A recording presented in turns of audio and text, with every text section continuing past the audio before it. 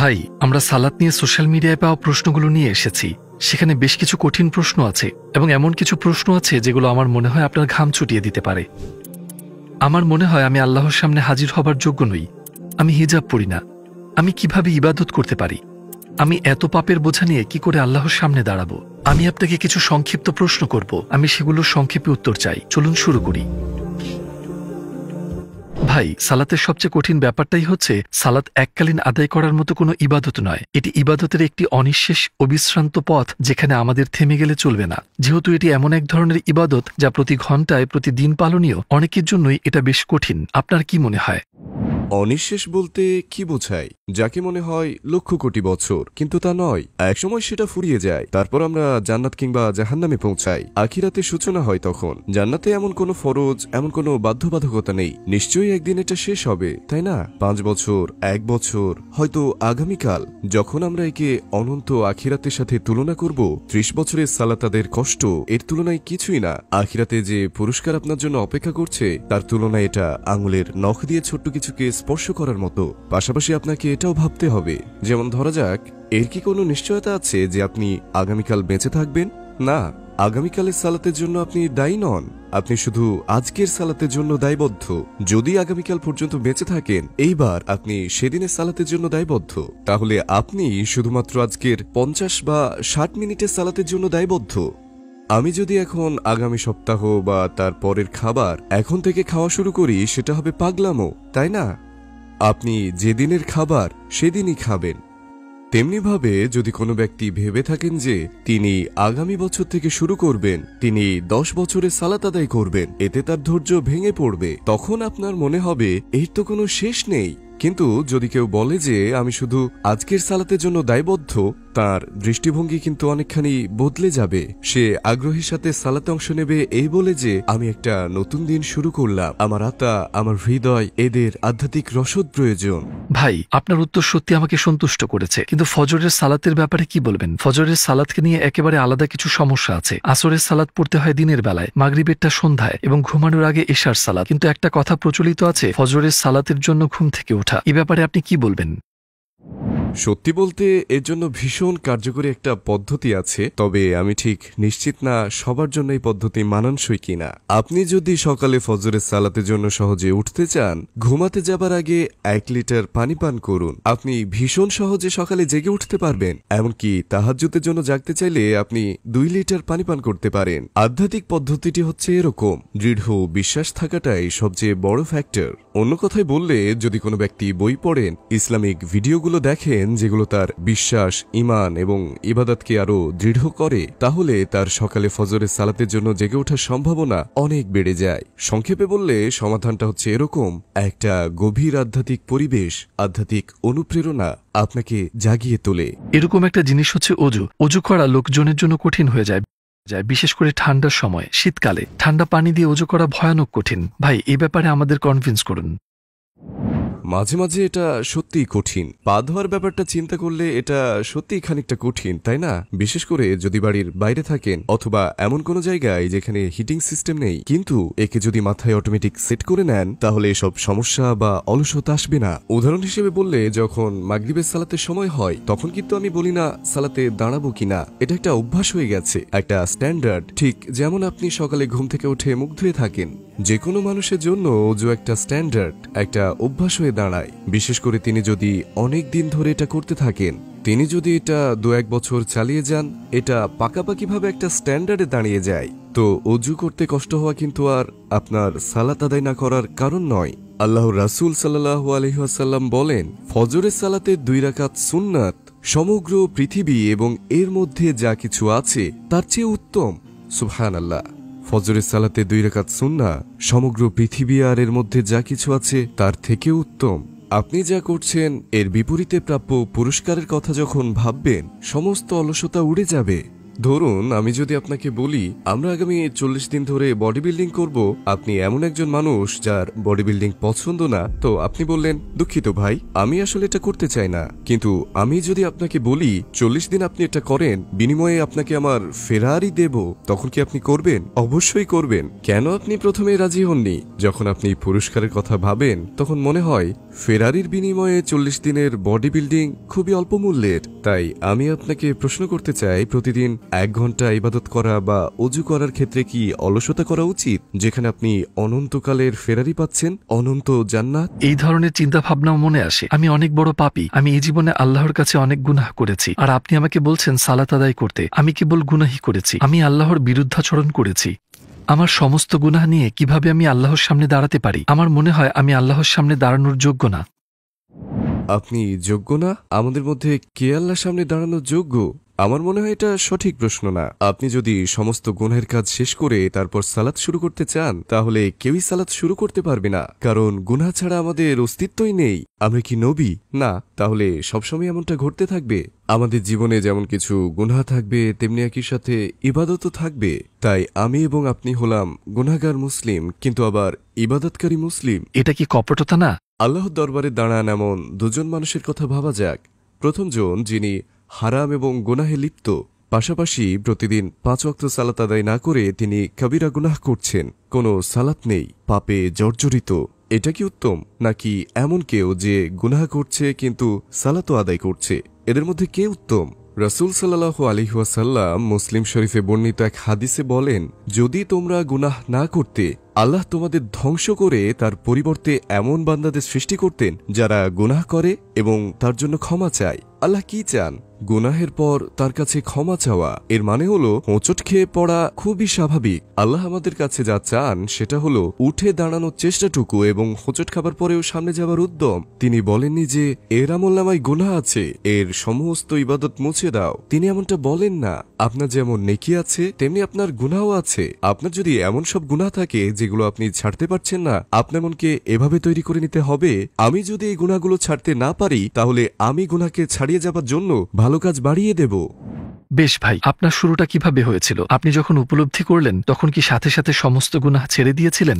আপনি কি তখনই সমস্ত সালাত আদায় এবং ইবাদত শুরু করে দিয়েছিলেন? এটা একটা প্রসেস। আমি এগে ইউনিভার্সিটিতে পড়াশোনা করছিলাম। আমার বয়স ছিল 20-এর কোটায়, আর আমার জীবন ছিল খুবই খারাপ। আমার কোনো বন্ধুই সালাত আদায় করতো না। এই কথাটাই তখন আমার মাথায় এসেছিল যে আমার জীবন বদলে দেয়, এবং আল্লাহ আমাকে পথ দেখিয়েছিলেন। যে ব্যক্তি টানা 40 দিন সালাত আদায় করে সে আর কখনো সালাত ছেড়ে দিতে পারে না। কথাটা যখন আমার কানে এলো, এটা সত্যি আমার ভেতর থেকে এসেছিল। আমি বুঝতে পেরেছিলাম যে পৃথিবী ভয়ানক এক শূন্যতার দিকে এগিয়ে যাচ্ছে। কোনো কিছুই আমাদের নয়, আমরা কেবলের দেখাশোনা করি এবং কোনো কিছুর ওপরেই আমাদের কোনো অধিকার নেই। 50 বছর পর আমি মাটির গভীরে চলে যাব। এরপর থেকে আমি প্রতিদিন 5 ওয়াক্ত সালাত শুরু করলাম। আমি দেখলাম আমার বেশ কিছু গুনাহ তখনও চলছে, আমি সেগুলো ছাড়তে পারছিলাম না। আমি ভাবছিলাম আমার কি গুনাহগুলো ছেড়ে দেওয়া উচিত নাকি সালাত। তখন আমি ভাবলাম আমি সালাত চালিয়ে যাব। সালাতই বাকি সবকিছুকে আমার জীবন থেকে তাড়াবে। এবং মজার ব্যাপার যে গুনাহগুলো থেকে আমি মুক্তি পেতে চাইছিলাম সেগুলো আমাকে ছেড়ে যেতে থাকে। তারপর এই আয়াতটির অর্থ, তখন এই আয়াত আমার চোখে পড়ে 45 নম্বর সূরা আল আনকাবুত, যেখানে আল্লাহ বলছেন, নিশ্চয়ই সালাত ব্যক্তিকে অশ্লীলতা এবং মন্দ কাজ থেকে দূরে রাখে। ভাই, আপনি চমৎকারভাবে ব্যাখ্যা করেছেন, কিন্তু কিছু ক্ষেত্রে ব্যাপারগুলো আরো বেশি কঠিন হয়ে থাকে। যেমন আমাদের বেশিরভাগ বন্ধু বান্ধব কাজে বা বিশ্ববিদ্যালয়ে যান। কিছু কাজের জায়গায় বা বিশ্ববিদ্যালয়ে সালাত আদায় করা হয়তোবা সহজ নয়। সেই বন্ধুরা যদি এমন কঠিন পরিস্থিতিতে নামাজ আদায় না করে বরং পরে তা আদায় করলে কি ঠিক আছে? না, আমি বন্ধুদের জন্য একটা সানডে টেস্ট করি। যারা বলে যে সালাত আদায় করতে চায় কিন্তু স্কুল, কাজ, অনেক কিছু আছে। সানডে টেস্টটা হলো এরকম, পুরো সপ্তাহ আপনি কাজে বা বিশ্ববিদ্যালয়ে যান, কিন্তু রবিবার আপনি ফ্রি থাকেন। আপনি যদি রবিবারেও সালাত আদায় না করেন তাহলে আপনার ভাবা উচিত, আমি কি শয়তানের ধোঁকায় পড়েছি? এভাবে ভেবে দেখুন, আপনি কিসের ভয় পাচ্ছেন? মানে আপনি কি ভয় পাচ্ছেন যে স্কুলে কেউ আপনাকে খারাপ কিছু বলবে? আপনি অতীতে যখন গুনাহ করছিলেন তখন লজ্জা পাননি? সালাত আদায় করতে লজ্জা পাওয়া কি আপনার উচিত? কেউই আপনাকে বলবে না, থামো, তুমি কাজের সময় টয়লেটে যেতে পারবে না, এটা নিষিদ্ধ। টয়লেটে যেতে কত সময় লাগে? 10 মিনিট, 15 মিনিট, আপনি গিয়ে 15 মিনিটে সালাতও আদায় করতে পারেন। যদি বেশি কড়াকড়ি থাকে আপনি শুধু ফরজ সালাতটা আদায় করতে পারেন। আমাদের দিনে সালাত পেছানোর মতো কোনো ব্যাপার নেই। ভাই, আপনি যদি নিজে না চান অবশ্যই আপনি কোনো না কোনো অজুহাত খুঁজে নেবেন, আর আপনি যদি চান আপনি অবশ্যই কোনো না কোনো পথ খুঁজে নেবেন। ভাই, এরকম একটা ব্যাপার আছে, কিছু মানুষ বারবার সালাতে কায়েম হতে চেয়েও ব্যর্থ হন। যেমন কেউ হয়তো 20 বারের মতো ইবাদত করতে চেয়ে ব্যর্থ হলে একটা সময় পর নিজের উপর আস্থা হারাতে পারে। তারা বলে আমি চেষ্টা করেছি কিন্তু কাজ হয়নি। আবার এমন কিছু মানুষ আছেন যারা মনে করেন তাদের একটু ভিন্ন রকম অনুপ্রেরণা প্রয়োজন। তাদের ব্যাপারে আপনি কি বলবেন? আমার কাছে একটা পদ্ধতি আছে যেটা ক্ষেত্রে বেশ ভালো কাজে দেয়। আমি এটাকে বলি স্রোতে গা ভাসিয়ে দেওয়া। এমন একটা নদী কল্পনা করা যাক যাতে তীব্র স্রোত বইছে, সেটা এতই তীব্র যে আপনি ডানে বা বামে যেতে পারবেন না। আপনি স্রোতের একেবারে মাঝামাঝি আছেন, আর সেটা সোজা জান্নাতে প্রবাহিত হচ্ছে। আপনি নিজেকে স্রোতের হাতে ছেড়ে দিলেন। ডান ও বাম পাশের জিনিসগুলোকে গুনাহ হিসেবে ধরে নিন। আপনি অবস্থান করছেন একেবারে মাঝখানে। এই স্রোত সরাসরি আপনাকে জান্নাতে নিয়ে যাবে। ঠিক তীব্র স্রোত, আপনি সাঁতার কেটে ডানে বা বামে যেতে পারবেন না। এই স্রোত আসলে কিসের প্রতীক? এই স্রোত হলো সত্যিকারের বন্ধু, পরহেজগার বন্ধু, সেসব বন্ধু যারা আপনাকে আল্লাহর রাস্তায় নিয়ে যায়। আপনি যখন হোয়াটসঅ্যাপে নিজের কন্ট্যাক্ট লিস্ট দেখবেন, 20 জন মানুষকে খুঁজুন, এরকম 20 জন। যদি সেই 20 জন মানুষ এমন হয় যারা সালাত আদায় করেন, তাকওয়া সম্পন্ন এবং ইবাদত করেন, তারা অবশ্যই আপনাকে একটা সুন্দর জায়গায় নিয়ে যাবেন। অন্যদিকে যদি নদীর স্রোত ভীষণ তীব্র হয় কিন্তু সেটা জাহান্নামের দিকে নিয়ে যায়, মানে খারাপ বন্ধু বান্ধব, সেটা আপনাকে সালাত বা অন্যান্য ইবাদত থেকে দূরে সরিয়ে রাখবে। সবচেয়ে ভালো যে কাজটা আপনি করতে পারেন, যে বন্ধুরা আপনাকে ভালো পথে নিয়ে যাবে, তাদের সাথে মেলামেশা বাড়িয়ে দিলে এটা আপনাকে একটা ভালো জায়গায় নিয়ে যাবে। আমরা সবাই মানুষ, আশেপাশের মানুষ দ্বারা আমরা প্রভাবিত হই, আমাদের পড়া বইগুলো দিয়ে আমরা প্রভাবিত হই, আর আমাদের দেখা ভিডিওগুলো দিয়েও। আপনাকে যে জিনিসগুলো প্রভাবিত করে সেগুলোকে যদি সতর্কভাবে বেছে নেন, বই, ভিডিও, মানুষজন, আপনি এমন একটা স্রোতে থাকবেন যেটা আপনাকে সুন্দর একটা জায়গায় নিয়ে যাবে। বেশ কিছু নারী এই সমস্যাটাই পড়েন, আমি হিজাব পরিধান করি না, যেখানে আমি হিজাবের হুকুম মানি না আমি কিভাবে সালাত আদায় করতে পারি, আমি পারি না। এরকম একটা চিন্তা হয়তো কাজ করে। এ ব্যাপারে আপনি কি বলবেন? একবার আমার মা একটা মসজিদে যান, সম্ভবত একটা শপিং মলে ছিল সেটা। তিনি আমাকে বললেন, বাবা তুমি কি জানো এমন নারী আছেন যারা হিজাব করেন না কিন্তু মসজিদে সালাত আদায় করেন? তারা মসজিদে আসেন, ব্যাগ থেকে সালাতের পোশাক বের করেন এবং সালাত আদায় করেন। আমি অবাক হয়ে যাই। তিনি আরো বলেন, আবার এমন অনেক নারী আছেন যারা হিজাব পরেন কিন্তু সালাত আদায় করেন না। বেশ মজার। এটা কি সঠিক নাকি ভুল? অবশ্যই বিনা হিজাবে থাকা উচিত নয়, হিজাব পরা কঠিন, কিন্তু এই চিন্তাটাও আসলে ঠিক না। যেহেতু আমি হিজাব পরি না, আমার সালাত আদায় করা বৃথা, এরকম কোনো কথাই নেই। কোনো ইসলামিক স্কলার এমন দাবি করেননি। আপনি হিজাব পরে আপনার সালাত আদায় করবেন এবং আপনার ফরজ আদায় করবেন। অন্য কথায় বললে আমরা সবাই এরকম কিছু না কিছু কর্ম করে থাকি, তাই না? এইভাবে একটু ভেবে দেখুন, আপনি 200 কিলোমিটার স্পিডে গাড়ি চালাচ্ছেন, পুলিশ আপনাকে দেখে থামালো, আপনি সিট বেল্ট পরেননি, তার উপর গতিসীমা পার করে ফেলেছেন। পুলিশ বলল আপনি স্পিডের লিমিট কেন ভঙ্গ করেছেন? আপনি কি বলবেন, আমি ভাবছিলাম যেহেতু সিট বেল্ট না পরে আমি একটা নিয়ম ভেঙেছি, তাই আমি ঠিক করেছি, কোনো নিয়মই মানব না? আপনি কি এরকমটা বলবেন? না, অন্তত সিট বেল্টের জরিমানা থেকে বাঁচতে চাইবেন। ঠিক, আমরা হয়তো গুনাহ করি কিন্তু সেগুলো কোনোভাবেই আমাদের সালাতের পথে বাধা নয়। এমনকি কেউ যদি হিজাব না পরে থাকেন, তার অন্যান্য ইবাদত বিবেচনা করা হবে। যেহেতু সে সালাত আদায় করে, তাকে অবশ্যই সালাত আদায় করে যেতে হবে, এই শর্তে যে তিনি সালাতের সময় হিজাব পরবেন। ঠিক, ইনশাল্লাহ সময়ের সাথে সাথে এই সালাতই তার হিজাব পরার কারণ হয়ে উঠবে। ভাই, যখন আমি প্রথম সালাত আদায় করা শুরু করলাম আমার বেশ ভালো লাগছিল, কিন্তু এখন আর সালাতে সেই আনন্দ পাই না। এর কারণটা কি এবং সমাধানটাই বা কি?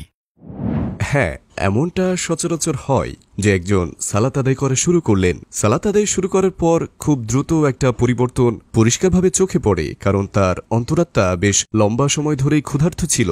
জানেন তো, খাবার খাওয়ার সময় যখন আপনি ক্ষুধার্ত থাকেন অন্য সময়ের চেয়ে খাবার একটু বেশি মজা লাগে, এটা ঠিক সেরকম। যখন কোনো ব্যক্তি সালাতে অভ্যস্ত হয়ে যান তখন আর তিনি সেই প্রথমবারের মতো খিদেটা অনুভব করেন না। সেটা অনুভব করতে হলে তাকে যে কোনো তাৎপর্য বোঝার চেষ্টা করতে হবে, তাকে আল্লাহর রহমতের কথা ভাবতে হবে, তাকে আল্লাহর দরবারে হাজির হতে হবে যেন সে সেই পরিবেশ খুঁজে পায়। যখন কোনো ব্যক্তি সালাত আদায় করা শুরু করে, আল্লাহ তাকে প্রথম দিন এতটাই প্রশান্তি দান করেন যেন সে সালাত আদায় করা চালিয়ে যেতে পারে। আল্লাহ সেই ব্যক্তিকে উৎসাহিত করেন, কিন্তু কিছু সময় পর আল্লাহ তার বান্দার সেই আনন্দ সরিয়ে নিয়ে তার আন্তরিকতার পরীক্ষা নেন।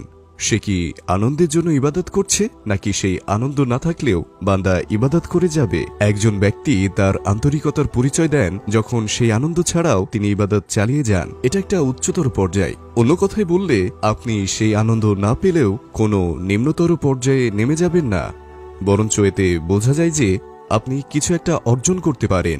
অন্যথায় ক্রমাগত আনন্দের খোঁজ করে বেড়ানো আপনার ইবাদতকে একটা শর্তসাপেক্ষ আনুগত্যে পরিণত করবে। আপনি যদি ইবাদতে আনন্দ পান তবে ইবাদত করবেন, আর যদি না পান তবে করবেন না। আমরা কি এরকম কিছু বলতে পারি? অবশ্যই না। শুধুমাত্র আনন্দের জন্য ইবাদতের আন্তরিকতাকে কমিয়ে দেয়। আমাদের উচিত আল্লাহর জন্য ইবাদত করা। আনন্দ তো কেবল একটা বাড়তি পাওনা। সবশেষে ওমর রাদিয়াল্লাহু তাআলা আনহুর একটা বক্তব্য এখানে উল্লেখ করছি। একদিন এক ব্যক্তি ওমর রাদিয়াল্লাহু তাআলা আনহুকে বললেন, আমি তো সালাত আদায় করি না, কিন্তু তোমার আল্লাহ আমাকে কোনো শাস্তিই দেন না। ওমর রাদিয়াল্লাহু তাআলা আনহু উত্তর দিলেন, এর চেয়ে বড় শাস্তি আর কি হতে পারে?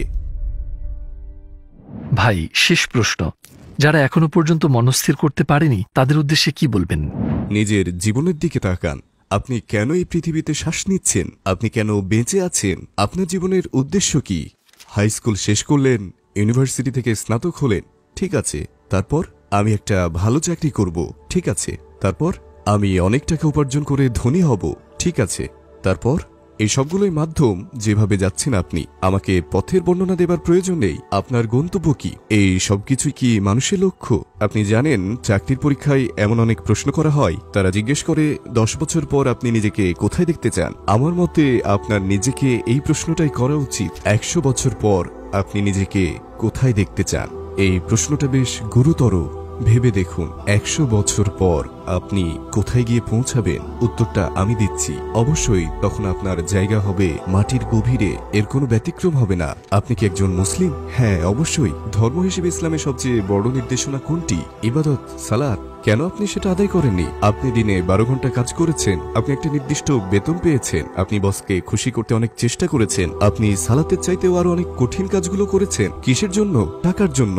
আর অন্যদিকে আপনার রব আপনাকে অনন্ত জান্নাত দেবেন, একটা শাশ্বত অফুরন্ত জান্নাত। তিনি আপনার কাছে অসম্ভব কিছুই চাননি। তিনি শুধু চান আপনি দিনে 1 ঘন্টা সালাত আদায় করবেন, যেটা পুরো দিনের মাত্র 4%-এরও কম সময়। সালাত আদায় করতে গিয়ে আপনাকে কোনো কষ্ট সহ্য করতে হচ্ছে না, কাঁধে ভারী বোঝা বহন করতে হচ্ছে না। লোকে টাকা দিয়ে ধ্যান করে, মানসিক শান্তি আর আত্মাশান্তির পেছনে খরচ করে। সালাত আপনাকে মানসিক শান্তি দেয় এবং পার্থিব জীবনে প্রশান্তি দান করে। এটা আপনাকে এই দুনিয়ায় সুখী করে আর আখিরাতে অনন্ত জান্নাত পাবার চাবিকাঠি হয়ে উঠবে। এরপর যদি মনে হয় সালাত না আদায় করাটাই যুক্তিযুক্ত, সেটাই করুন। আপনি 12 ঘন্টা কাজ করে নির্দিষ্ট বেতন পাচ্ছেন, আর অন্যদিকে রয়েছে অনন্তকালে জান্নাত। কিন্তু আপনি বলছেন, এই অনন্ত জান্নাতের জন্য আমি প্রতিদিন 1 ঘন্টা সালাত আদায় করতে চাই না। এর কোনো মানেই হয় না। আজানে আহ্বান করা হয়, হাইয়া আলাস সালাহ। আল্লাহ বলছেন, সালাতের দিকে এসো, তিনি আমন্ত্রণ জানাচ্ছেন। কিন্তু আপনি বলছেন, আমি যাচ্ছি না। হে আল্লাহ, আমি হাজিরা দিচ্ছি না, আমি আপনার দরবারে হাজির হচ্ছি না। আপনি হয়তো কথাগুলো মুখে বলছেন না, কিন্তু সালাত আদায় না করে আপনি ঠিক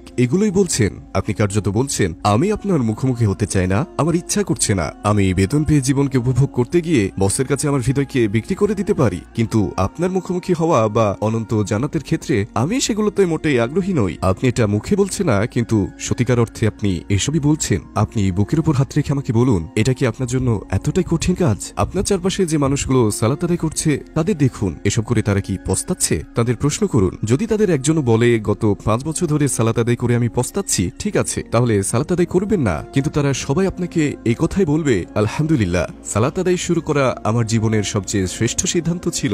আপনি এখনো কেন অপেক্ষা করছেন? সমস্ত কিন্তুতে আর সমস্ত যদিতে ফুল স্টপ দিন। আমি আমার স্কুল শেষ করব, এরপর আমি আমি বিয়ে করব এবং সালাত আদায় করা শুরু করব, যখন আমি জীবনে থিত হব এবং সবকিছু স্বাভাবিক হয়ে আসবে, আমি তখন শুরু করব।